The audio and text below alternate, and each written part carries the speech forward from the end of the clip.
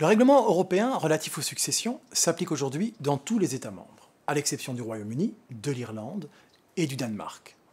Le règlement n'est par contre pas obligatoire dans les États tiers.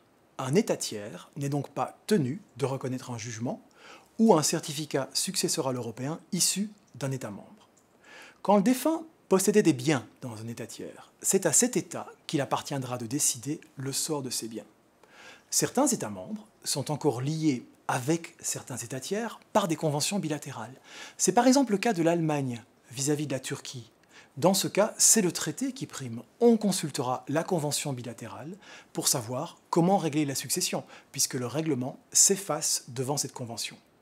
Dans les autres cas, il est plus difficile de savoir comment l'État tiers va réagir aux solutions qui découlent du règlement.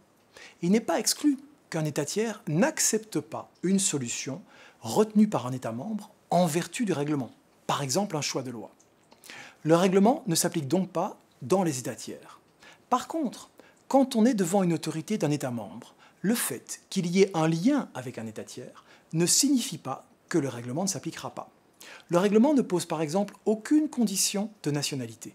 Il peut être appliqué aux ressortissants d'États tiers qui sont installés durablement sur le territoire d'un État membre. Par exemple, un ressortissant américain installé en Allemagne. Le règlement peut aussi être appliqué aux personnes qui vivent en dehors de l'Union européenne, par exemple un ressortissant français installé en Suisse. Dans tous ces cas de figure, les dispositions du règlement peuvent être appliquées, et ce, alors même qu'une partie importante du patrimoine du défunt est située sur le territoire d'un État tiers. The interaction between the regulation and third state can offer different cases and situations. In the first case, we have a US citizen who is habitually resident in France. The applicable law will be the French one, with application of all of the protection provided by the French law.